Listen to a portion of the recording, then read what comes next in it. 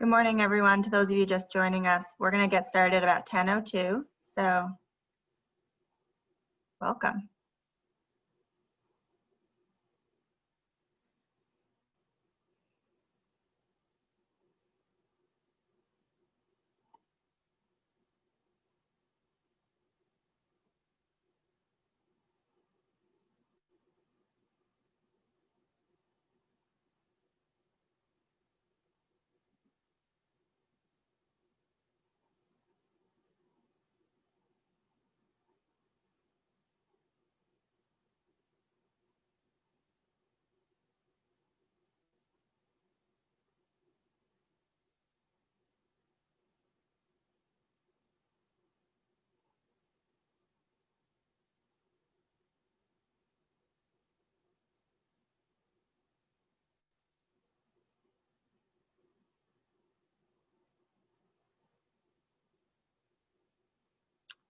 All right. So we're going to get started so we don't waste time. We've got some really great panelists that are going to be speaking to us today, and we want to give them as much time as we can to talk about their work and then answer questions from you and from our moderators. So thank you all for being here with us today. This is the final session of the Regional Summit for 2020. Many of you have been with us for the previous 4 sessions. So thank you for joining us every Thursday morning with coffee and a lot of engagement. It's been great. So I'm just going to quickly talk through housekeeping that many of you have heard before, but just as a reminder, and then I will be passing it over to some other folks to provide introductions. So a few notes, the meeting is being recorded, so that will be available after the session, but it is also just kind of an FYI during the session that we are recording. You've all entered the meeting muted, so if you do at any point want to speak, you will need to unmute yourself to do that. We're highly encouraging you utilize the chat box. We will have staff monitoring that, so if you have questions or comments or want to engage with your fellow participants, feel free to use the chat box, especially during the Q&A session, which we will have plenty of time for questions, so feel free to drop them in there at any time. We do have captions available, so if you're having any trouble hearing, you can turn those on. They're not on currently, so you will have to actually select that to be on. You're going to go to your toolbar, which is either at the bottom of the top of your screen, and there's an option for closed captions, and you can turn that on. They're not entirely accurate. They're about 90%, but it should provide you with a good understanding of what's going on during the session. And then if you're having any bandwidth issues, there is our recommendation is to call in, use your phone audio, which was provided to you in the email prior to this session. So that will probably help if you're having any challenges with your broadband connection. So that's it. So I am now going to turn it over to Lee. Oh, I'm actually first going to quickly say a thank you to our sponsors. We have 3 sponsors for the Regional Summit who have been great partners throughout all 5 sessions. Some of them may be on the call, which is great. They've been engaged partners beyond just being sponsors. Electricity's local government, federal credit union, and Bang the Table have all been great this year. So with that, I am now going to turn it over to the TJCOG Executive Director, Lee Worsley, to say some welcome remarks. Great. Thank you, Elena, and good morning, everybody. On behalf of the 44 local governments that make up Triangle J Council of Governments, I'm really honored and pleased to welcome you to this last TJCOG Summit session. I want to say a couple thank yous real quick, since Elena actually let me have the floor, which she may be sorry for. I'm going to keep it short, I promise, Elena. I want to thank Elena for putting all this together. It's really remarkable what she's been able to do. Well, it's not remarkable. It doesn't surprise me. Let me just put it that way. What she's been able to do with this summit, pivoting from an in-person event to sort of recreating it to several virtual sessions on different topics. And we've had really good feedback from this.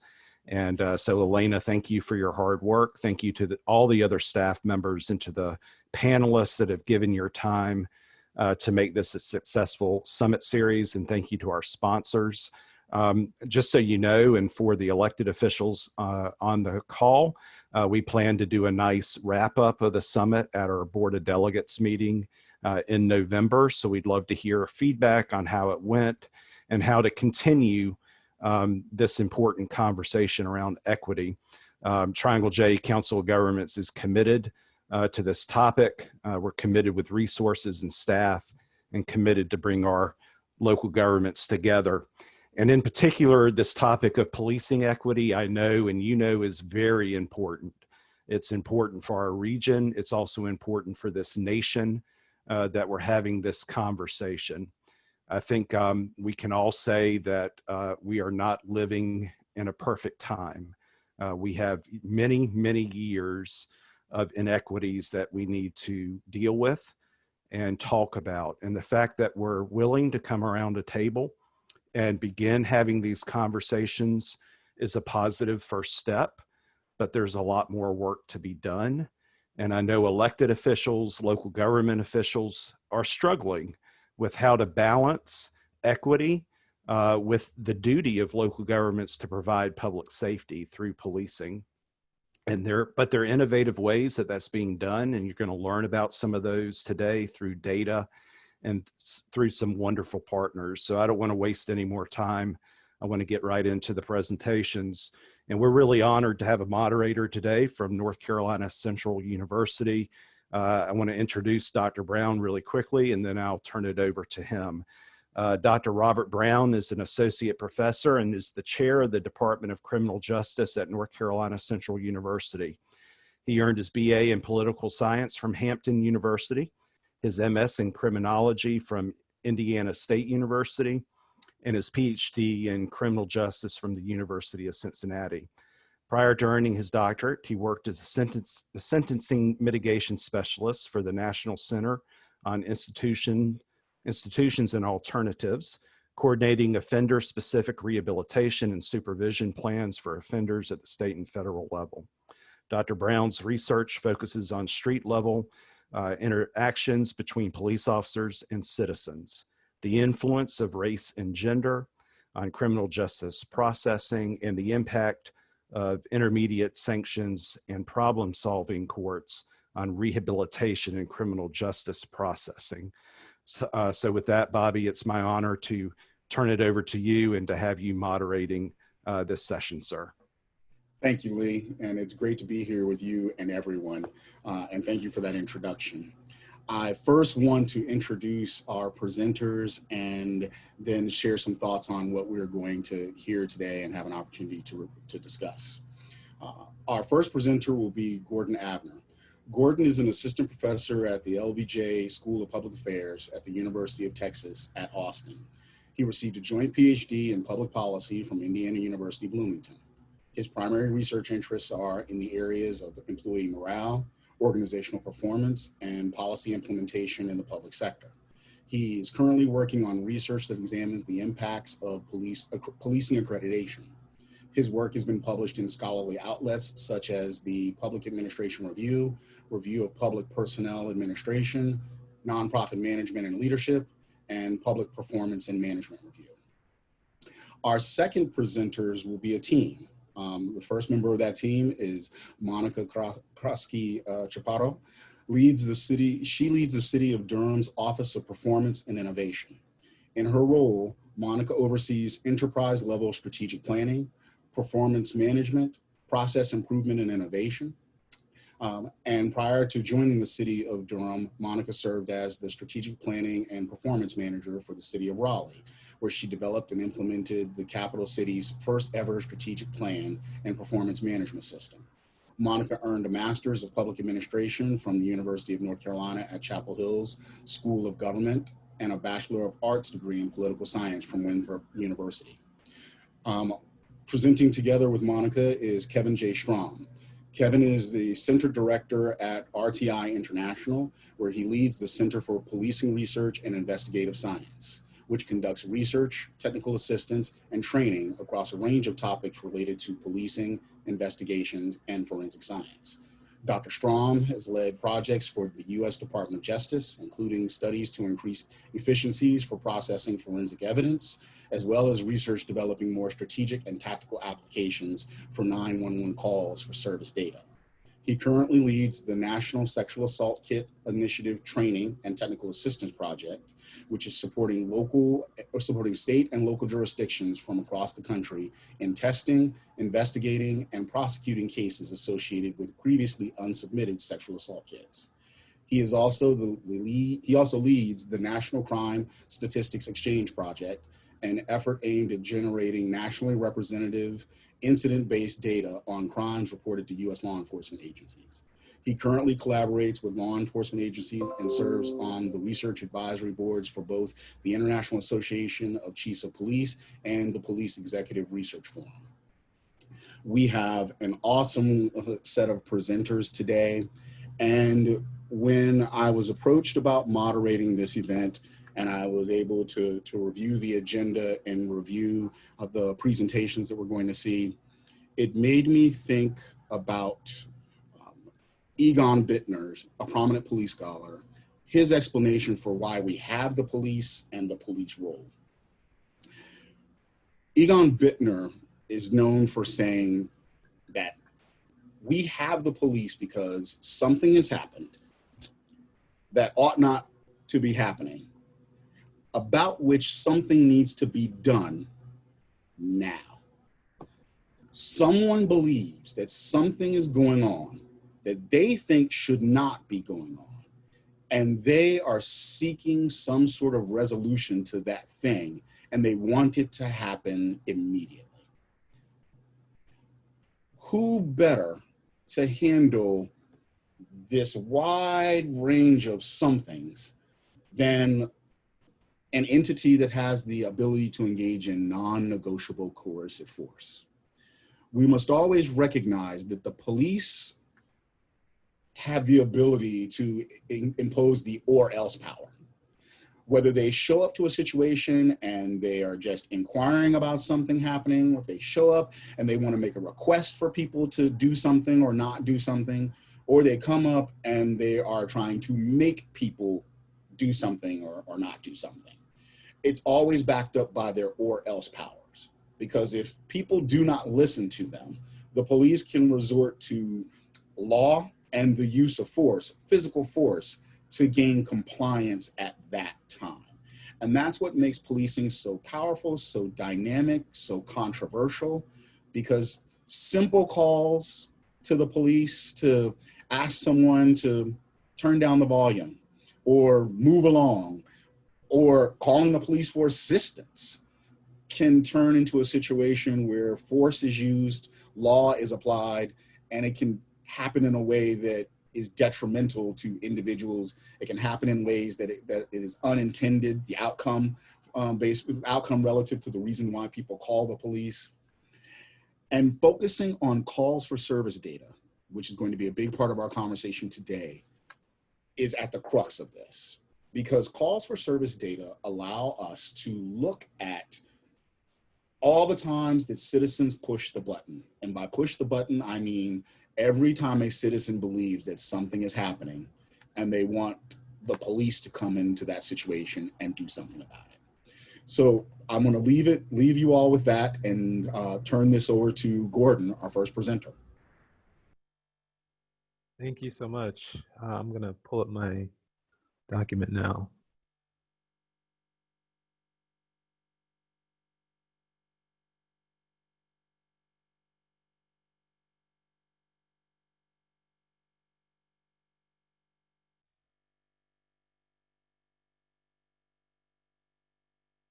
But as this loads, I would really like to thank the executive director, Lee Worsley, for organizing this event. This is really exciting.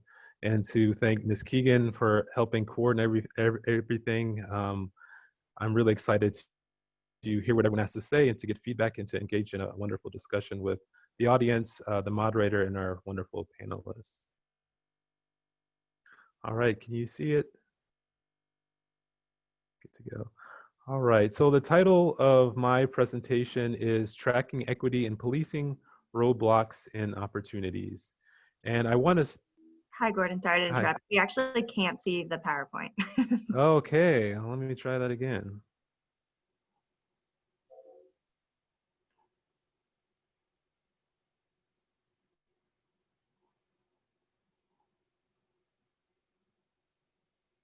There you go. Okay, sweet. Awesome. All right, so the title of my presentation is Tracking Equity in Policing, Roadblocks and Opportunities. And I want to start off with the definition of equity. This definition is by George Fredrickson, who is a late public administration scholar, and he made dealing with equity, addressing equity, central to his work. And here's his definition. Equity has to do with the fairness of the organization, its management, and its delivery of public services. And I really like this definition because it uses very familiar language. I like the use of fairness. It's something that we all have an innate sense of, and that helps it communicate well to people just beyond, our circles, beyond this circle. And the other thing that I like about this definition is it's about fairness, both for the people working within the organization, but also fairness for people who are receiving the services. And so I just wanted to start off this discussion with this definition because I think it sort of frames what we're trying to achieve. Fairness for people working in the organization and fairness for the people being served by the organization, in this case, police departments. Now, I'm going to mention a number of roadblocks and opportunities that we have towards tracking equity in policing.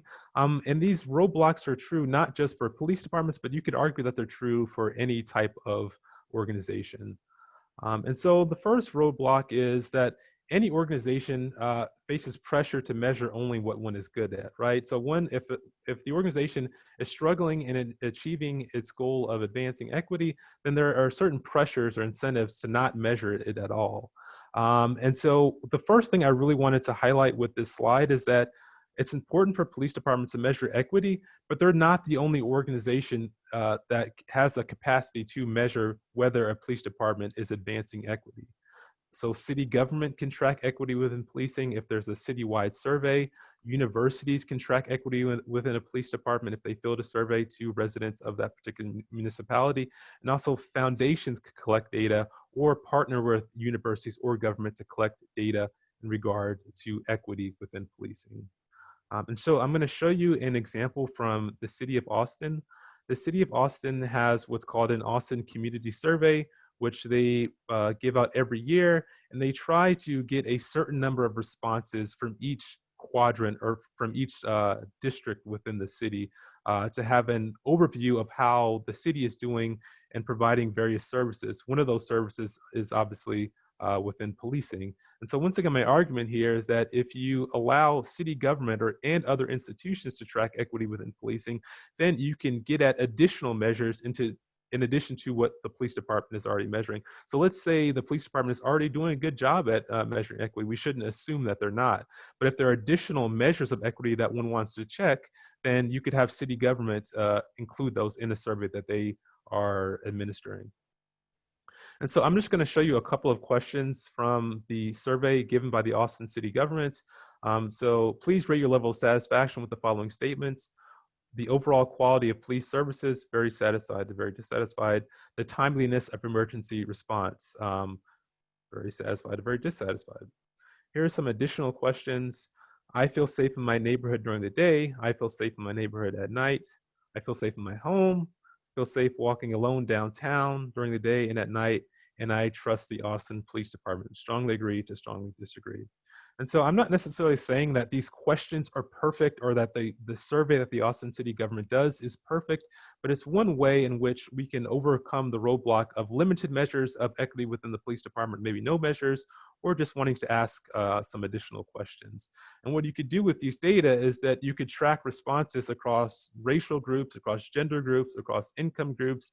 You can track it depending on where they live in the city. And the other nice thing about if a city government tries to implement a survey of equity is that you can also connect these measures as it relates to policing to other things that the city is doing. It could be in connection to mobility. There's a section about mobility. So citizens' belief about how well the transportation system runs in the city. And so you can connect these various parts of the survey to other aspects of the city. And so I think this is a really great opportunity to improve measures of equity. The second roadblock is that, and this is for any type of organization, is to focus on measures rather than mission. And a sort of a classic, or at least in this case, an example of this would be to focus on reducing crime and not justice. Obviously, reducing crime is a component of justice, but it's not justice in its totality, right? And a lot of times, I think we focus on measures rather than mission is in part because we think something like justice is very difficult to measure. And I would have thought the same thing up until maybe like a year ago, where I found this article that I think is really useful in measuring things like justice, which I'll show you in a second. But so my argument is that you can measure justice. And so one way to get closer to mission is by finding ways to measure that thing that seems really abstract. And so the opportunity is to develop more balanced measures. Obviously, addressing crime is central to policing, and it's a component of justice. And so it's important to track, reductions in crime, but it's important to balance that with other measures of things like justice. So there are multiple types of justice, which I will show you in the next slide. I'm just going to show you two examples from procedural justice. Even within procedural justice, there are different types of procedural justice. The first type I'm going to provide an example of is something called process control. So process control just gets at how much control do residents of that area have over the processes of in this case, of a police department. And so here's an example of a survey question that one could provide. So does blank police department provide opportunities for people like me to voice our opinion about the department? And so that's one way of getting at process control, which is a dimension of procedural justice. The next type of procedural justice is decision control. So not only are you able to voice your opinion about the department, but do you actually have any influence over the decisions that the department ultimately makes? And so you can include a question like this. People like me have a real opportunity to influence the department's policies, strongly agree or strongly disagree. And once again, these two questions sort of help us track whether we're achieving justice or not. And so I'm going to show you in this next slide, I'm going to show you, and I'm going to go over this quickly. I don't think I'm going to read every single part of this, but this is a framework from this article that I found that it's really, I don't, it hasn't changed my life, but it's certainly changed my thinking about this issue. And so there are multiple types of justice. I just talked about procedural justice. There's process control, decision control, consistency. So are procedures consistent across persons and time? Bias suppression, are procedures neutral and unbiased? Accuracy, correctability. So procedures offer opportunities for appeals of outcomes, representativeness. Do procedures take into account concerns of subgroups, and ethicality? And so you could take those descriptions and just turn them into survey questions. And so that's at least one way of getting it. None of what I'm saying is perfect, but at least it's moving us towards better outcomes, I think. The next dimension is distributive justice. So you have equity, you have equality, you have need. Next is interpersonal justice. You have respect. So enactment of procedures are sincere and polite. And you have propriety, enactment of procedures refrain from improper remarks. Then lastly, you have informational justice. So truthfulness, explanations about procedures are honest, and justification, explanations about procedures are thorough. So once again, my argument is that you can track something like justice. The third roadblock we have is there's a pressure to focus on what can be measured quantitatively. I think a lot of this has to do with, obviously, this stuff is expensive, right? Tracking anything is expensive. It requires a plan in place. It requires often equipment. It requires people with high levels of skills to make sense of the data that you come up with. And that becomes, in some ways, even more expensive if you have qualitative data. But qualitative data is important because it gives you more detail about why a certain outcome did or didn't occur. And so that's really important. And so the opportunity is really to ask open-ended questions. And the key there is that, well, I'm going to show you something from the Austin City of Government, and it's something that's given to agency heads or people towards the top of a particular various departments within Austin City Government. And so this survey that's open-ended is only given to basically agency heads. And so that sort of cuts down on the time. You still should ask open-ended questions of people in the public and have forums and stuff like that. But my argument is that you can sort of maximize the trade-offs of having open-ended questions without having a whole lot of data sense making to do in the end by asking these questions to agency heads. So the city of Austin has an equity office. It's fairly new. It's about 3 years old, and they do a number of things. But one of the things they do is they have these equity audits or equity assessments. And this is basically the survey that I'm going to show you. I'm not showing you the entire survey, just snippets of it. And they use this survey to track what departments are doing in regards to equity. They also give feedback on various proposals set forth by city council to make sense of whether or not that particular proposal is enhancing equity. So this equity audit is divided into 4 sections. The first one is a departmental analysis. It asks, what are your department's greatest equity priorities? How does your department measure the effectiveness of its racial equity programs? The second, obviously there are more questions than this. I'm not going over every single question. The second part is about budget. Identify ways in which your department pursues racial equity through budget planning. Identify specific realignments in your department's base budget that could advance racial equity for communities of color, and describe an unmet need within your budget that inhibits your department's achievements of its greatest equity priorities. And so if you find out using quantitative data that the department hasn't made much progress, well, if you have this open-ended survey, well, here's why. They don't have any priorities or they don't have any budget. And so that's really important. And it's important to note that Austin focuses on racial equity. There are lots of other types of equity. I was told, at least this is sort of the way it was explained to me, is that they focus on racial equity because if you can achieve that, then all the other types of equity are easier to achieve. So I don't know if that's true or not or whatever, but that's what I was told. So that's what I'm communicating. But and then the third part of this is about citizen engagement. So please list all opportunities your department offers residents to provide recommendations on programs, policies, and their plans. And the last part, does your department translate things for those with limited English proficiency and visual or hearing impairments? So it is possible to ask open-ended questions, and giving something like this to a head of a police department or someone who's at the top of near the top of the police department is one way of doing that. And it'll help clarify why you are or why you're not achieving certain outcomes. I will say that there are 7 of these, so I'm halfway through. So if you're struggling or I'm struggling, then we're almost there. But anyway, so obviously any organization, there's a temptation to manipulate or falsify data. And this is not just true of police departments, it's true of any department.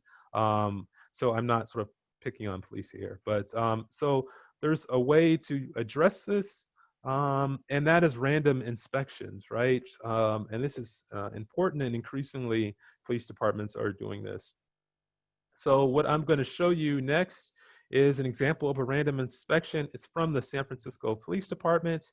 And essentially, they've implemented bias audits of emails, mobile devices, and text messages on department-issued cellular phones.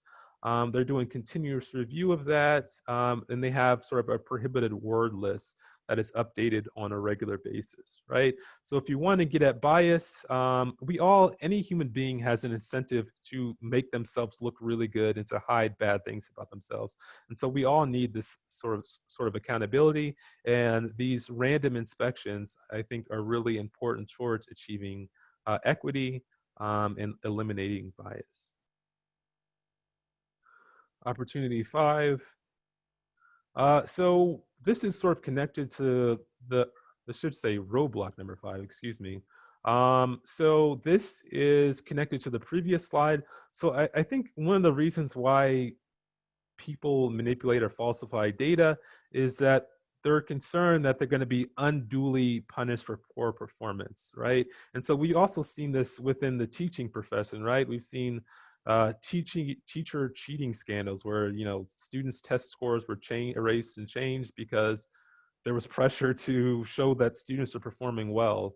And so I think one thing that's important here is to reward both process and outcomes.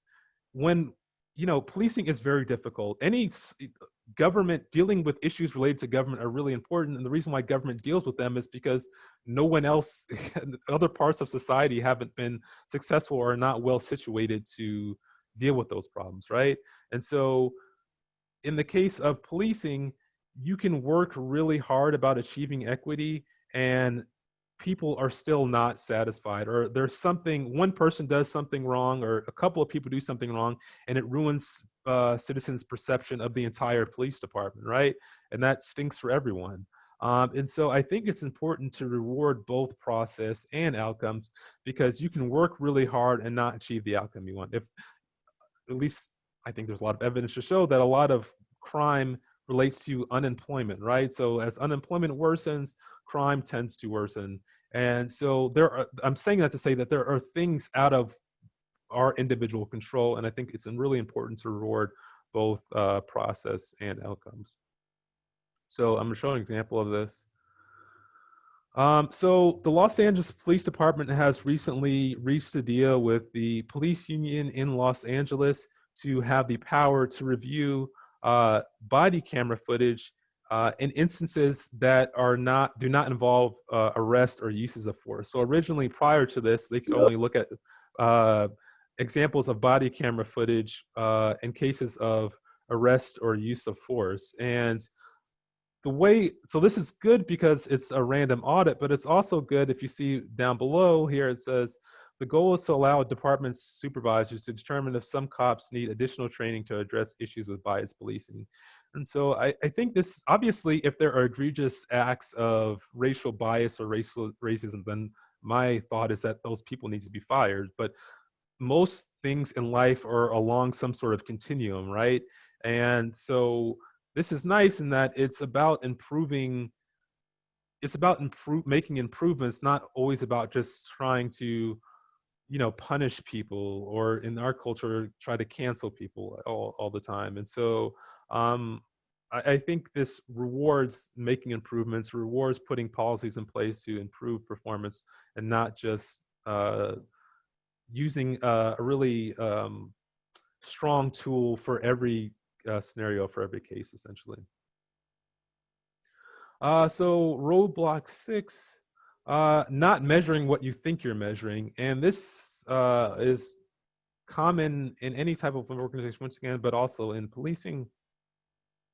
And I kind of came to this, obviously, I'm sure many of you heard of this basic concept, but I think one example of this is community policing. If you ask there was a survey given out a while back that asked police departments in cities of over 100,000 whether they were doing community policing, and something like 95% said that they were. And I think if you were to ask people in those various cities, I don't think they would give such a high percentage. And I think there's a disconnect between the community and police departments. There's disconnect, I think, in general, about what community policing actually means. And I think community policing is, a lot of people consider, is sort of an aspect of equity. And so it's important in general, to make sure we're clear about what we think we're measuring, essentially. And so there's an opportunity to develop one's sensibilities and understandings of equity from the community and from officers, right? So if ultimately we're going to ask about whether questions to members of the community about whether they think we're achieving equity or not, then it's important to know what they think equity is, what they think community policing is. And it's also important to obviously ask officers, because you need their buy-in in order to measure and make progress in that area. So another thing I wanted to point out related to this, and this is just sort of a quick thought exercise, but if we think about Appleton, Wisconsin, or Detroit, Michigan, or Durham, North Carolina, or Los Angeles, California, I would imagine equity means different things in those different cities, because the composition of those cities and the history of those cities are all different, all unique. And so if you try to take some definition from someone else, from someone like me, and throw it in there and not ask those people in those different locales what they think equity is or what they think community policing is, then you're going to have some sort of disconnect. And so I'm just trying to emphasize this part, that it's important to be certain about what we're measuring.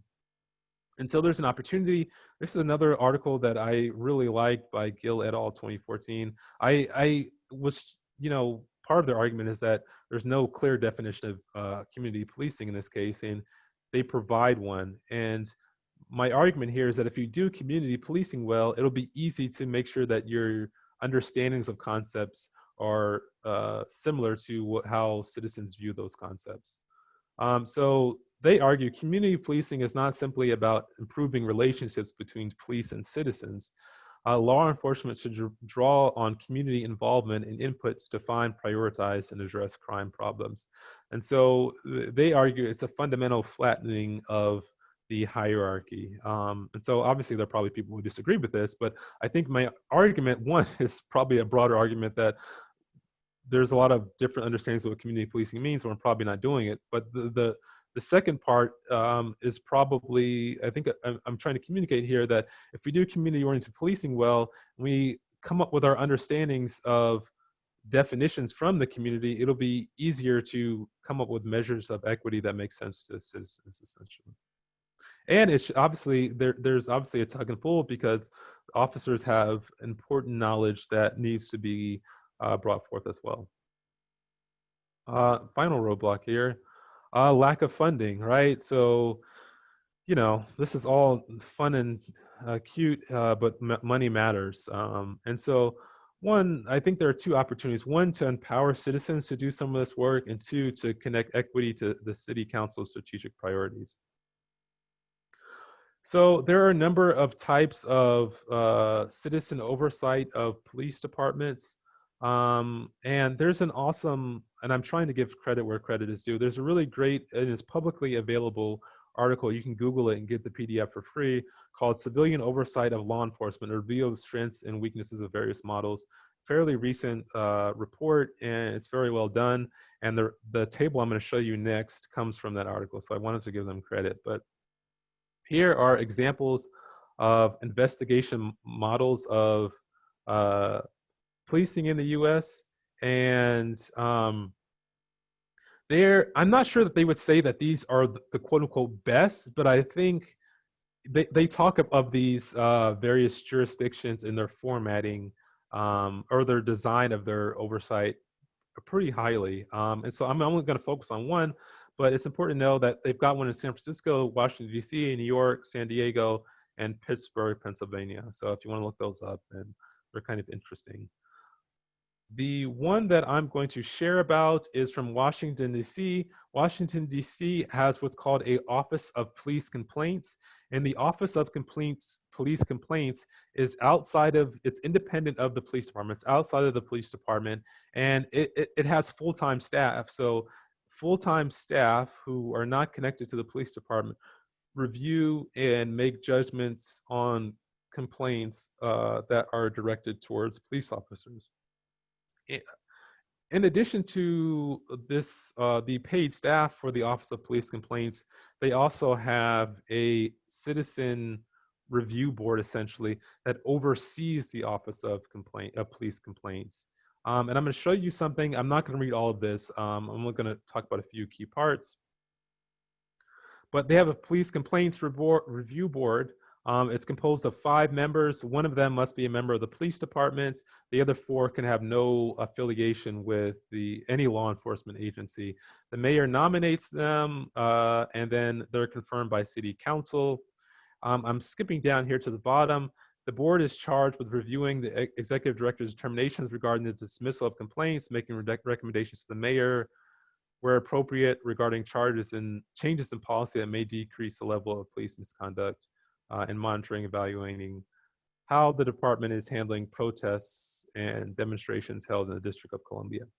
There are different types of models. I'm not saying that this is the best model, but what I am trying to argue is that if you want to deal with issues of equity, you can have citizens play a role in that. Obviously, I think these things have to be well done and done thoughtfully in order to actually be successful. But there are a number of benefits, not only in reducing the cost of having a review board, a citizen review board, oversee concerns regarding equity, but citizens bring real expertise, right? And so I think that's part of what community policing is trying to argue, is that citizens do have expertise. And moving to part C, This is section 4 of the Austin Equity Assessment. And this last part of the equity assessments seeks how what they're doing aligns with City Council's proposed priority outcomes. I'm not going to read all of this. I'm just going to show you this. I'm going down here at the bottom. It asks persons to please identify all the ways your department's proposed budget and planning have the potential to positively impact racial equity in one or more of the council's 6 priority areas. So my argument here is that if you're able to tie what you're doing back to what City Council is prioritizing, that might make it easier for you to get funding for a police department to advance racial equity. And so with that, I will stop there and give power back. Thank you, Gordon. We appreciate that, and I'm looking forward to the discussion we'll have after our second presentation. Monica and Kevin, are you ready?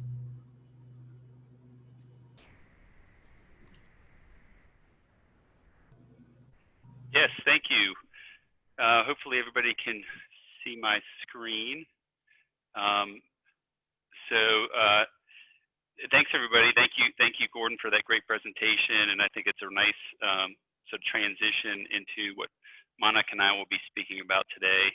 And also thank you to TJ Cog for inviting us to talk. It really, you know, as Dr. Brown was talking about in his overview, really critical set of topics today. A lot of challenges, but I think one of the things we're going to be talking about is some steps that the jurisdictions in North Carolina are taking in partnership with RTI and others to try and make some really fundamental steps towards addressing some of these issues in a data-driven fashion. So my name is Kevin Strom, and I'm from RTI. I'm going to talk a little bit about RTI and our work in North Carolina and across the country, and then I'll introduce Monica, and we're going to talk more about what we're calling the cohort of cities, which is just recently underway, but I think we're making some great progress, and like I said, really exciting initiative there. So just to back up, I mean, some of you may be familiar with the Research Triangle Institute, but just I'll give a little bit of background. RTI was founded in the late 1950s. And it was started by our local universities, and it was the first organization in Research Triangle Park. So that's one of the things I think when I've gone out and talked to some school groups and other folks is just the importance of RTP for our area, and also it's kind of neat that RTI was part of that. We're a nonprofit research organization. And one of the things we do work across a range of different topics, but criminal justice is one of those areas, especially over the last several decades. We've created a pretty robust criminal justice group. We cover the entire justice system, so everything from victimization and community engagement, forensic science, policing and investigations, and also courts and corrections. And so one of our goals is not just to sort of conduct our work in silos, but to focus on the entire justice system, which is especially important when we're talking about these issues of racial equity, disparities, and fairness. And so that's, you know, it's always been part of our work, but I think one of the things, and this initiative as part of that, is making an intentional focus to do even more of that and make it even more pronounced area of our work. We partner heavily across the country with our work, but also here in the Triangle with local universities and with state and local organizations. And so another thing that I just wanted to mention is for the last 5 years, we've been hosting a policing symposium. It's open to anyone who's interested. We get a lot of good participation, and the next one will be scheduled for sometime in February. But that's been a way to sort of bring together community, law enforcement, victim advocates, a range of others from city and county government to talk about pressing issues in policing, including innovation that's going on across our state and other states. the Center for Policing Research and Investigative Science, one of our core goals is to help build out the evidence base of what works in policing. It's obviously that's a big challenge, and that's sort of a lot of groups focused on that across the country. But we really try to address that through data, through effective research, the effective evaluation of what works and what doesn't work, and then the use of technology. That's our web address where you can learn more. And in terms of the different types of focus areas, one is data-driven applications. Our work in calls for service. We'll talk a little bit more about that today. But also other ways in which we can use existing data often and sort of harness that and make better utilization of that, because there's a lot of good information about that. Like Gordon was saying, we have to be aware of the strengths and weaknesses of these data. But I think if, as a first step, using existing data more effectively and in a more standardized way, I think that's a great step. And then we can supplement that with other information. And I think Gordon's point about not relying just on quantitative data is also really important. How can qualitative information, local community information help fill in and provide more context to what we're seeing? Another area is this idea of evidence-based policing. It's a strong push across the country, but we feel we have a certain role in helping do that. And the idea is pretty simple there of, let's build the evidence base of what works in policing, what works in police community engagement, and make sure that that is spread across all agencies in the country and all communities. And let's sort of move away from things that are found to be ineffective or even harmful. And so that's really sort of, almost a beacon of what we try to do every day in our work. Law enforcement and public health collaborations is another key area. Obviously, that can involve mental health, that can involve substance abuse, a lot of different things. And then, of course, the work involving law enforcement communities and victims. Often, victims are from disadvantaged communities disproportionately. Also, victims from those communities are too often underserved. In our work in sexual assault, our work in other violent crime, even property crimes, is a way in which I think we can tie together those things. And then finally, a couple other areas, this idea of workforce and workplace challenges, health and wellness among law enforcement and other first responders has been a major goal for us. And part of that is not just, of course, the health and wellness of officers, but also if we can look more closely about stress and how officers are affected by it, we think that's really important in terms of improving the day-to-day engagement between police and communities. So one of the things, we've been working with calls for service data for a number of years, and just to do a little bit of information on calls for service data. As people know, of course, it involves 911 calls from citizens to first responders. So that could be police, that could be EMS, that could be fire. But what calls for service also include are police-initiated calls. And so together, those two pieces, the citizen and the police initiated, really provide a nice comprehensive picture of the front end of the system. The other thing that calls for service provide, and Gordon mentioned the manipulation of data. This is not to say that calls for service are completely protected from manipulation, but they are the front end. I think you could argue they are the least affected by areas of manipulation, and also they're the most comprehensive. They cover a range of different activities, many non-criminal, and very few calls for service involve serious crime. Also, when you think about crime incident reports, only about 1 in 10 calls for service result in some type of crime incident report. So when we focus only on sort of a serious crime or crime in general, we're sort of missing that whole other picture. So when we sort of laid out this basic strategy of how can we look at what the police do and even possible alternative responses to areas that police are highly involved in. And that could be things like mental health calls. It could be other types of calls. The 3 basic steps that we recommended, we put out a short article on this, was 1, adopt, as a jurisdiction, make a decision to adopt a data-driven and evidence-based approach.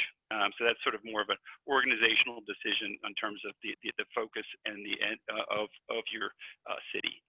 The second is inventory and assemble all your relevant data sources.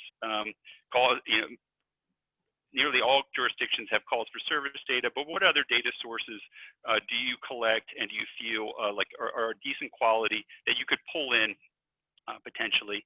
And then use the data to inform what your strategies are going to be, and focus on, then when you draw strategies, focus on pulling from the evidence base of what's been proven to work or what's promising. So those are fairly basic concepts, but they're important ways to sort of work through this process.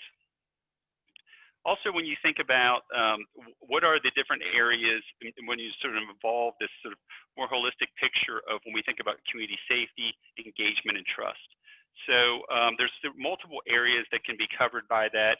I'm not going to go through all of these, but one of those at the bottom, you can see what are the characteristics, the demographics of law enforcement officers within the organization. How do those match to the characteristics and demographics of the community? What is use of force? What do complaints look like? What's the community response? What types of community needs are there? What type of programs are there to proactively engage with the public and to measure things like community sentiment? And then finally, the levels of reported crime and calls for service, and that's what we're going to be focusing on more today. So I'm going to talk about a few relevant projects that we're currently conducting, and then I'll move into the co-order cities and turn things over to Monica. So about a year ago, we started Arnold Ventures as a foundation that funds a lot of work in criminal justice and other areas. And what we started talking to them about is this idea of responding to individuals in crisis. And the focus of this project is really, when we think about individuals in crisis, is mental health calls, drug overdose calls, and calls around individuals experiencing homelessness.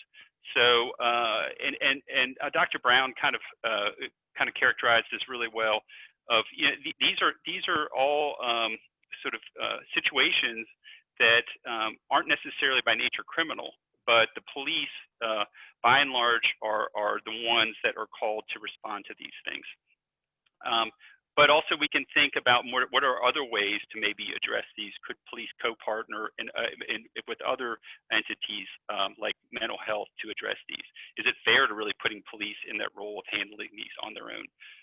So one of the things we're doing with this is to utilize their calls for service data in a more structured way, and address that and try to improve and address outcomes that can improve not only the people for the individuals in crisis, and also the efficiency of the agency operations. So not only, for example, how is a cluster of mental health related calls in a certain area of the jurisdiction affecting police, but also fire and EMS. And so as part of this project, we're working with the city of Durham, Greenville, South Carolina, Charleston, Tucson, and also Gaithersburg, Maryland. Another relevant project is one we're doing with the Lafayette Parish in Louisiana. This is funded by the Bureau of Justice Assistance, and we're partnering with the Sheriff's Department down there. And this one's specifically focused on the diversion of individuals, pre-arrest diversion, for those who present through 911. And this can be presented in numerous ways through 911. Sometimes these are mental health assist calls. Sometimes they come in categorized different ways. And so as part of this project, we're helping them evaluate it. The responding officer provides a short mental health screener to individuals, and then uses that information to make decisions about diversion. The other nice part of this is the CAD, which is the Central Area Dispatch Database, is really the hub for tracking and for diverting these individuals, and for also tracking the outcomes of that. So if an officer does divert the individual, that can be tracked and ideally rewarded for that officer. So case management not only connects that front end, but also helps connect the eligible individuals with service and treatment. And then that leads us to the cohort of cities. So one of the things that we're really excited about with this project, one, it carries on a very strong relationship we've had with the city of Durham, and also with a number of other jurisdictions in North Carolina. That's one of the things I'm most proud about over the last 5 to 10 years, is really building out these relationships. We've always had a national footprint, but over that time, I think we've really built out some very strong relationships in the Triangle and across North Carolina. And that's been part of the sexual assault kit initiative that I mentioned, but also as part of other work. And I think this is sort of a great example of a grassroots movement, and I give Monica and her colleagues in Durham a ton of credit, because they really helped build this out and pulled in these other jurisdictions. And we're excited about what the potential is here, not only to really create real change, but also to do things that aren't just sort of focused on one city, that hopefully we can build out to other places to provide some standardization and to share innovation and successes across these places. So with that, I'm going to turn it over to Monica, and she's going to talk a little bit more about the project. Thank you, Dr. Storm. This is my first time being on a panel with all PhDers, so I guess they save the non-PhDer for last. But I would say they are thought leaders, from Dr. Abner to Dr. Storm and what he's doing at RTI, Dr. Brown, his work, being able to operationalize that into what would this look like if we took these best practices, these great research, and apply it. So our former city manager, recently retired, Tom Bonfield, really challenged us. These conversations are happening all over the country, but what we found is that a lot of cities are taking a more emotional approach. And I'm not arguing that emotion does not belong in these types of evaluations, but we felt like there was an opportunity to complement those emotional conversations with a fact-finding, data-informed process. So Tom forwarded me a short article from RTI that was just fascinating. Gordon mentioned there was an article that changed his life. He didn't want to admit that it changed his life, but it changed his life. I would say this article by RTI really changed my perspective and really started building an approach off of that article. Dr. Storm, the next slide, please. So trying to use that research from RTI as a jumping point of how would it look to operationalize these best practices, came up with a 4-phased project plan of really starting with the data, getting a handle on what are the types of calls that we're responding to, what are those outcomes from those calls. Secondly, after we have a good handle on those data, is really looking at opportunities for alternative responses to certain call types. And that's really gonna be the next phase of the work for this cohort, is looking through literature and seeing what's been successful, what were lessons learned, are there promising alternatives on the horizon? And then trying to implement those pilots really at the start of the new year, based on what our desired outcomes are. And then lastly, having evaluations of those pilots. And we want a really rigorous evaluation. So keeping it simple, but keeping it informed by data. And we started thinking this is going to be an important journey. Let's go on this journey with peers. So we were so fortunate that many of our peers across both South Carolina and North Carolina said, yes, we are interested in approaching this important topic from a research-based, data-based perspective. And many of those cities are joining us on this 4-part journey. I really appreciated Dr. Abner's comments about not only relying on quantitative data, but also the qualitative. Brian, who's from RTI, that's working very closely on this project, he and I were on a call this morning with Police Chief Davis, her administrative cabinet, and we were giving them an update on this project, because we don't believe that you can have conversations about the future of policing without having conversations with police. So we are keeping our police department very much informed.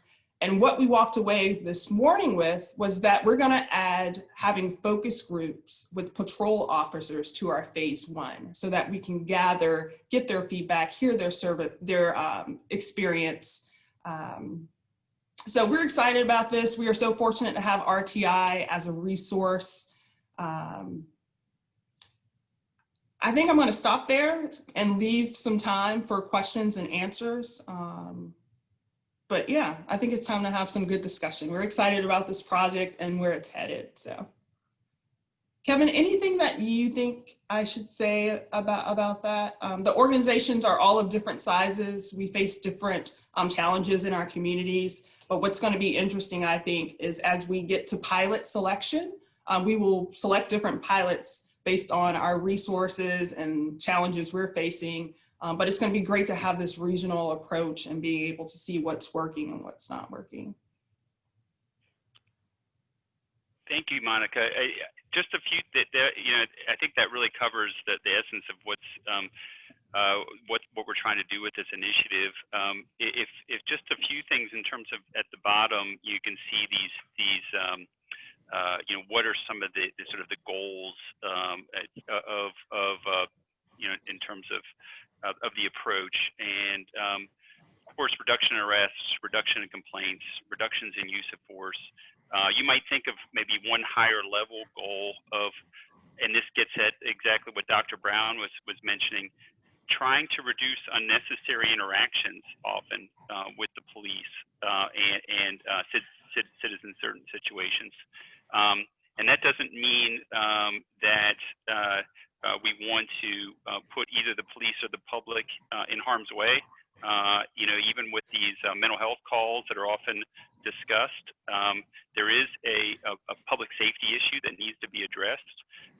But what it does mean is that trying to take a more close look at the role of police and are they required in all these situations, and if they are required, what is their role during that incident?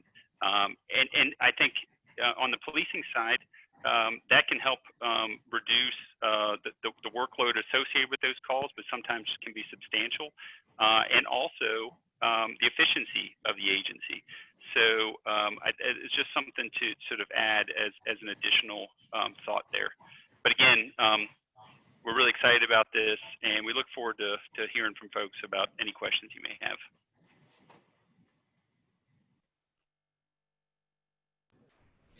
Thank you. Thank you, everyone, for the presentations. And let's try to move into a bit of discussion.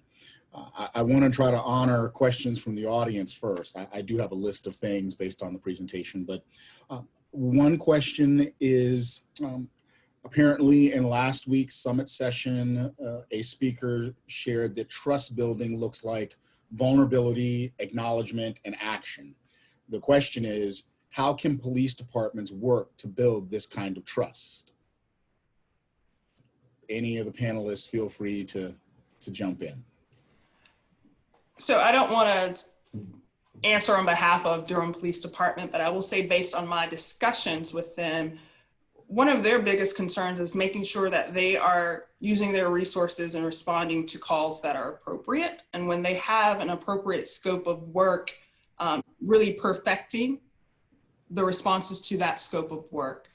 So part of this is making sure that we're setting them up to be successful and that they're being able to be placed in positions in which they can build trust. And you build trust by being able to respond to things in which you are equipped to respond to. I think it's hard to build trust in scenarios in which maybe we have not positioned them properly to be able to respond.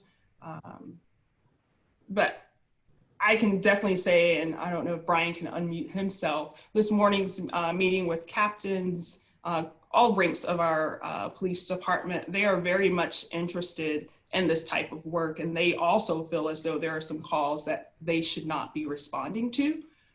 So I think even having that narrative helps to build trust. I think we've allowed ourselves to believe that police departments are in it to build kingdoms and to build really large departments.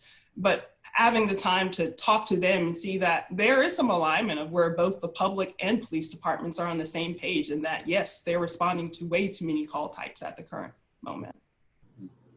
Monica, and just to add briefly, I think you're 100% right on. In the way that the cohort of cities is organized, being led at the city level, rather than this being a department level initiative with the police department, lends a tremendous amount of credibility. And I think that should be commended. And I really think that's an approach that's going to have to be adopted more commonly for agencies and cities and city governments to establish trust with their communities. I was just going to add that, you know, we hear a lot about the word transparency, but I do think that a greater understanding on both sides for, you know, what the police do and also the community. You know, I think when you think about community needs and community engagement, I think we have to get better about hearing the voices from the entire community. You know, we hear, you know, even with the community surveys, it's just very challenging to tap into the full perspective of the community. But I think we need to figure out a way to do that more effectively, and to make sure we're hearing all voices, including youth. So that's one. And then on the other side, and that's where even this type of project I think can hopefully help, is understanding, even for the police department, where are they spending their time? What are they doing? And I think folks, our colleagues at RTI that have worked in policing understand that often at a leadership position, they don't fully understand how much, they don't have all that information at their fingertips. They don't know exactly how much time they're spending in a certain neighborhood and what they're doing with all their resources. And so just kind of closing that gap is really important. I agree. And one of the questions that I had for the group and the audience, how do we best hold government agencies accountable for calls for service, particularly non-criminal justice agencies? You know, if we're talking about recognizing criminal justice as just one function of a city, of a county, how do we best hold all aspects of government at the local level accountable for what we're seeing in the calls for service data? Any thoughts on that? I mean, I can jump in first. One is, and I'm probably preaching to the choir here, is we have to be willing to fund and resource what our objectives are. And I think a lot of what's being discussed is, in terms of innovation, in terms of improvement, is going to require resources. And I think national, state, local, we need to be willing to invest in those, provide the proper investments to make those things successful. So that would be, I think, one thing that's going to be necessary to sort of carry out and make sure these goals are effective. The other thing is, I think to that point, there needs to be a shared understanding. Like we're talking about, some of these things have sort of fallen to the police, but there needs to be a shared responsibility for especially these types of situations that are maybe not in itself non-criminal, that fall in between the gaps. And so there needs to be, I mean, obviously leadership is important, but also even for the public perception to understand that there are other social and public health entities out there that have shared responsibility for these things. So shared metrics, you know, when you think about performance metrics, there should be, police get scrutinized a lot for crime data. There should be shared metrics that these other entities are also responsible for. And I would argue, Dr. Brown, that the ecosystem is even larger than government. I think we have to, it's a whole ecosystem of well-paying jobs, opportunities for people to pursue education, to allow for economic mobility. I think it's going to be a lot of public-private partnerships, state, local government partnerships. I feel like the ecosystem to really get to those root causes of how do we hold ourselves accountable for creating a society in which we're making crime less of a need. Mm-hmm. So I think the ecosystem to addressing it goes far beyond just local government. Agreed. Let us switch gears. We actually have a question for you, Gordon. In regards to Austin's survey, how is it made available, and do you have any information on the percentage of participation from the public? Yes, that's a great question. So you can take it online, or they also mail them. But one issue with the survey is essentially that it's sort of a quota sample. So if Austin has like 5 different districts, and they expect a certain number of responses from each district. But that doesn't mean that those responses are necessarily representative of the people living in the district. So that's a severe limitation. That's why it's a great question. And it also connects to Dr. Strom's comment about hearing all voices within the community. And so we don't necessarily know that that is what's happening. There's demographic data, so you can make some general assessments, but it requires resources, which is another point that Dr. Strom was making, is that if we want to make this happen, we're going to have to put some money into it. So it's not perfect. So that was a great question, but it's useful. But I think in order to get the full benefits of it, I think we need to make more efforts into basically paying people to respond, essentially, probably. But anyway, good question. Thank you. A question for the group. What, if anything, should be done to influence how the public uses 911, 311? What, if anything, should be done to, whether it be through education, through encouragement, influence how people are using these mechanisms for identifying something's happening and they want something to be done about it? And this is where my conversations with Brian has really changed my thought process on this. Go back and forth on, is it the call that's the problem? Because if folks call, that could be a determinant or an output of trust, that if I call this number, I'm going to get the help that I need, which is exactly what we want, is people to have trust. It's the quality of the interaction once that call is responded to, I think is where we are at now, of how do we make sure that those interactions are quality interactions. From the time that you hit grade school on up, you're taught 911, call 911, that they're your friends, they're gonna be there to help you. And I think we just have to make sure that we hold true to that promise, so that when you call 911, we dispatch the appropriate responding agency. Perhaps in the future, it's not police, perhaps it's, I don't wanna speculate on what it could be, but I really would challenge us the way that Brian challenged me to really, perhaps it's not the call that's the issue, it's the quality of the response once the interactions take place. So not sure that we need to train people differently. We just need to make sure that perhaps we have more resources available once people call 911 of who we dispatch. Mm-hmm. And I agree with that, but I do think there's also, 911 has been around for a long time, and it really has become the catch-all for a lot of different things. And now some of those things, and for some of the reasons Monica mentioned, they need an emergency response, and they require that. But I think educating about the use of these other alternatives like 311 is really important. The other thing that there's some work being done across the country is, for calls that do come in through 911, there are some programs in place to triage those things, and including having, for example, maybe a nursing hotline or another type of entity that can engage on the phone with those individuals to better understand what's happening, to maybe handle that call without an in-person face-to-face. And now with technology, I think we're even better placed to do that. And sometimes that triaging can determine, maybe this is not an emergency. So I think if we can do that up front, the hard part is, 911 calls, even if anyone's been in a call center, they have a running clock. They are liable really often for getting responders out within a certain amount of time. So all of this is obviously challenging within that framework, but I do think this idea of triaging calls very quickly and in a systematic way is a great opportunity.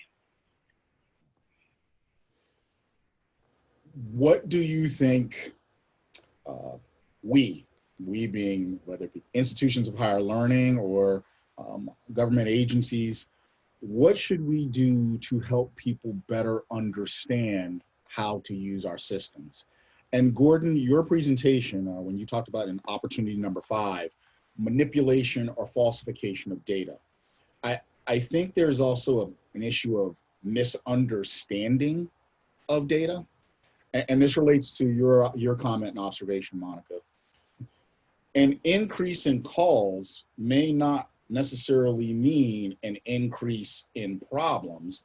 It may actually reflect a different relationship, an improvement in a relationship between people who need help or think they need help and their willingness to contact, say, the police. Often, is crime going up, or are people just doing more reporting? This issue of how people misunderstand crime, I'm not going to say manipulate crime, but how people misunderstand trends and what these trends might reflect. What, if anything, should we do about it? Yes, that's a great question. I don't know if I have a great answer, but I'm going to agree with the question for this first part, and maybe I'll think of an answer. But it's funny you mentioned that, because now there's a lot of pressure on academics to release the data from our studies, right? And some academics are against that because they think, oh, well, people are they're going to try to replicate this study and they're going to do it incorrectly.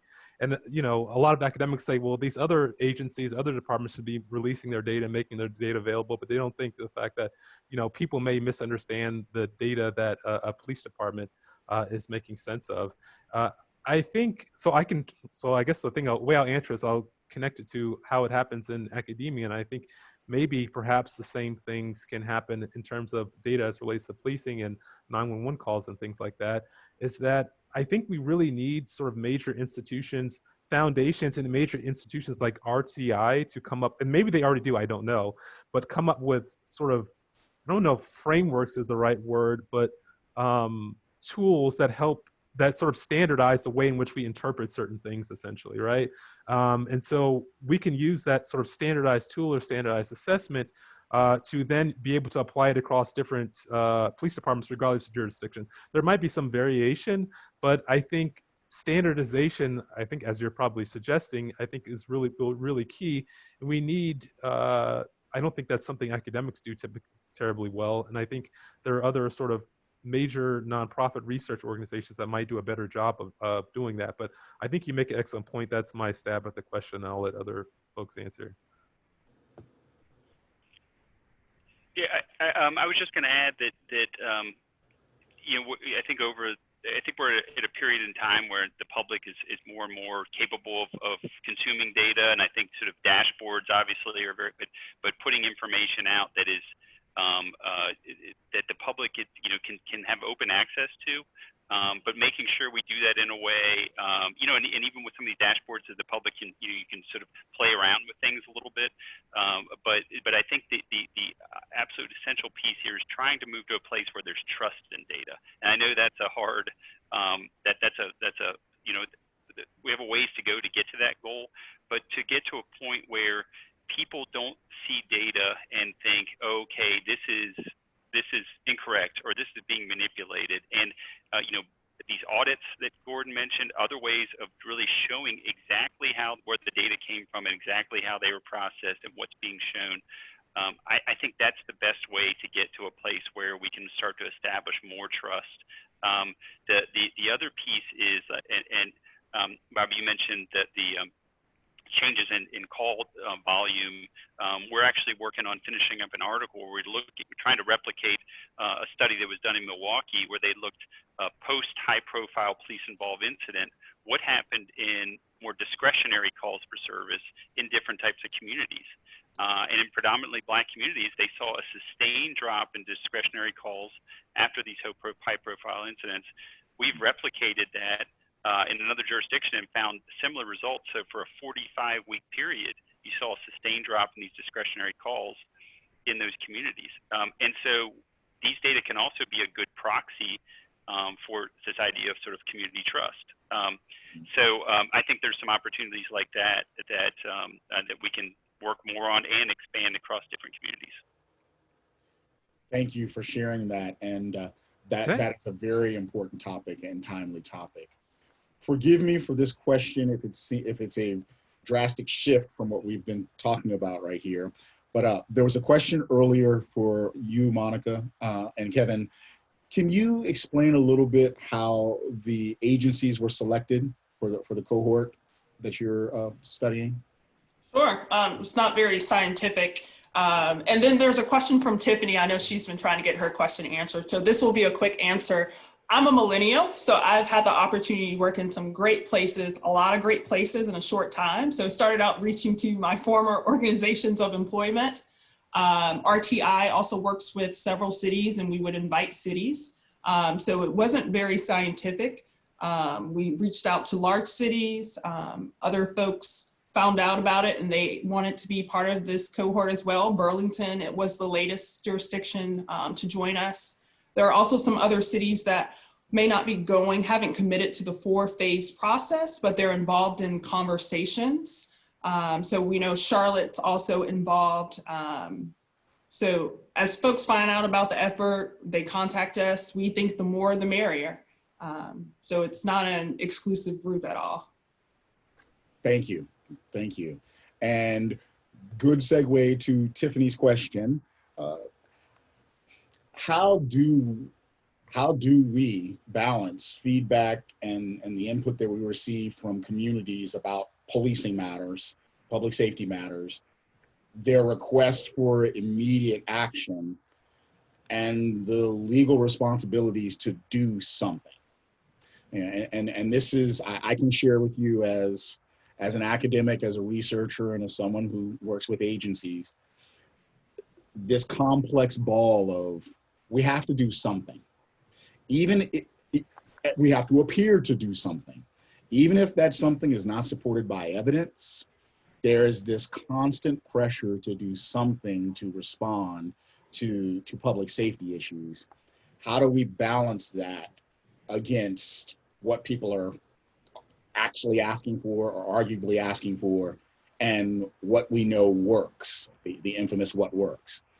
Panelists, any thoughts on how we balance the pressures of that? I definitely want to share some thoughts on that, because one thing is that the feedback from the community isn't just the same feedback. Folks have different varying views. So not only are we balancing feedback, we're balancing and sometimes feedback that are contrary to one another. So my team and I, we wanted to get out and hear from some of our folks who are typically underserved, disadvantaged, harder to reach back in February before COVID. So we went to bus stations, we went to Health and Human Services building, and we heard from that group. They wanted more police presence. They wanted assigned officers. We're running all sorts of pilots in Durham. And one of the pilots is where we assign officers to some of our housing authority properties and they build relationships. We heard from a lot of folks at the bus station, at mental health, at the social services complex in Durham, is that they wanted more policing. They wanted more relationships. So the feedback that we're getting isn't even all consistent. So that makes it even more challenging. I would have to say good leadership. Our leadership in Durham, they're taking a two-pronged approach. We have a task force that's being led by City Council that's really talking to the community, having those conversations, touching base with those emotional narratives. And us as public administrators, we're taking this database researched approach. So I feel as though we're tackling it from both ends. We've shared our project plan with our elected officials. They are encouraged by the timeline of having implementation for pilots being in January. So we feel as though we've satisfied this need of, we need to do something, but allow us to do something that is based in data, something that is based in research. So being transparent about what we're going to do to respond, but still being good public administrators and being committed to responding in a way that's supported by evidence and data. Thank you. Thank you very much.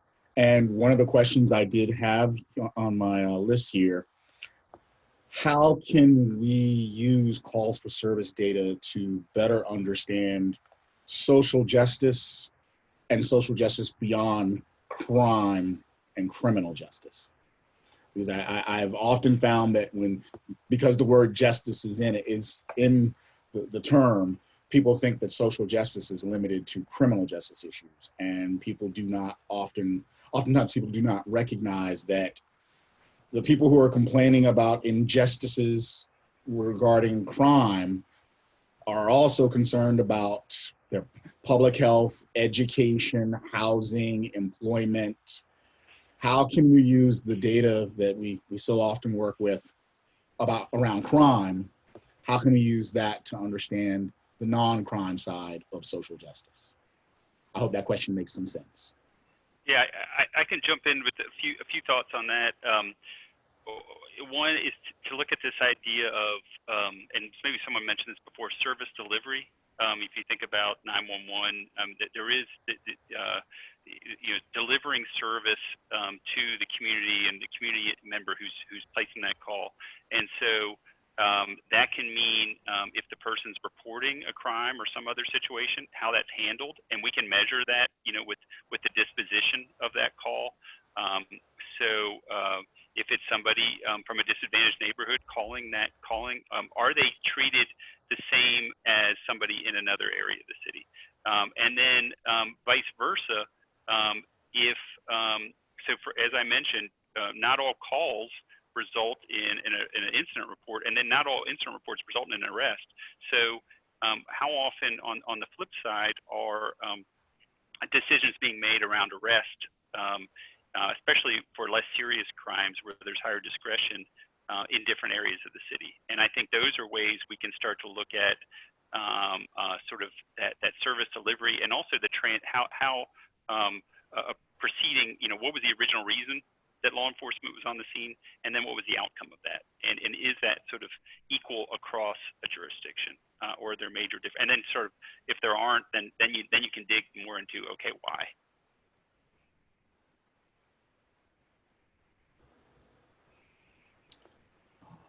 Elena, how are we doing on time? I think we're good if there's one more question, and then we'll probably have to do closing remarks. Okay. Let's see. I want to try to make sure to answer any audience questions. There are a few questions in the chat privately and openly about mental health and dealing with problems related to mental health.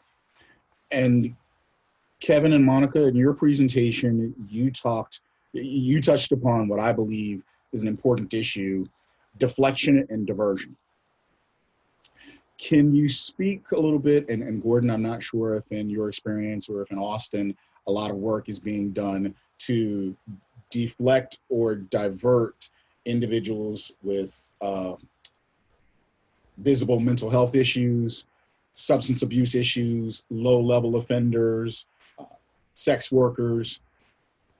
Are you having any experiences or seeing in your data trends that support the deflection of people who are involved in those types of behaviors, moving them away from the criminal justice system, whether it be pre-arrest or through court-based programs? So I know, and maybe Kevin can speak to this more, that we have that pilot in Durham Police's department for the mental health, the crisis team that responds. But I think these are the types of opportunities that this cohort will be addressing, particularly when you see as one of the outputs, particularly being reductions in arrests. I think these are the types of discussions the cohort jurisdictions will be talking about. If that's one of our outcomes that we want to realize, then what needs to change on the ground? So I personally think in the cohort cities, these are just the types of questions and discussions we want to have. We're not there yet to have any suggestions on what should happen, what works, what doesn't happen, what doesn't work. But I will say we're on that journey to tackle questions just like that, Dr. Brown. Thank you. And I'll just add that we're in the process of doing a sort of national scan, the literature, and also looking at different types of programs. Many departments have, or some departments across the country in North Carolina have a CIT type program. Others are also adding or a co-responder type model. And then there's also these behavioral health programs that may operate at the county or city level that maybe we need to better connect into sort of a emergency response. Maybe they're a little bit, I want to say siloed, but they're not thought of as much in the emergency response framework. So, and those are all just on the front end. But I do think there's a lot of promising work being done. I think the idea now is just to figure out how best to use what works best, and how to use them in certain situations, and how to make sure these things are tied together. So that there's just a few thoughts about where we are with that. I can say really quickly that Austin still needs to do some work in that. The legal system has diversion for preventing people from going to jail, but the city of Austin, I forget the exact statistic, but the number of people who have been shot who have mental health related illnesses by the police is really high in comparison to other cities in the country. So we still have work to do. Understand. Bobby, one quick final thought, because I think it's important, is how we measure mental health, even on the call side, but even is a non-trivial thing. It can be tricky. So, and different jurisdictions can maybe have different codes for measuring that. So that's another piece of this, is how do we kind of recognize what is a sort of a mental health related call, and then how do we, so that's another thing that we've been working through. Indeed. Elena, do you have a particular format for closing remarks, or do you want to close it out for us? Yeah, I'm happy to just provide, I think because we are at time, I don't want to keep folks longer, so I'll just provide some closing items that are more logistical in nature. So thank you everyone for attending today. This was a great session. I think we could all agree that this is a conversation that is definitely underway and in no way complete. So for departments who are on the call that may not be participating in the cohort, I would encourage you to reach out to Monica or Brian and see how you can get engaged, because it sounds like it's the more the merrier situation. And in general, we will be sending out all these resources to kind of keep this conversation going about how our communities can continue to talk about this topic. So thank you all for joining. We will definitely be in touch with some surveys to ask about how you felt about the sessions at the regional summit and ways that we can continue these conversations. So please make sure to stay in touch. Thank you all, and have a great rest of your week. Thank you.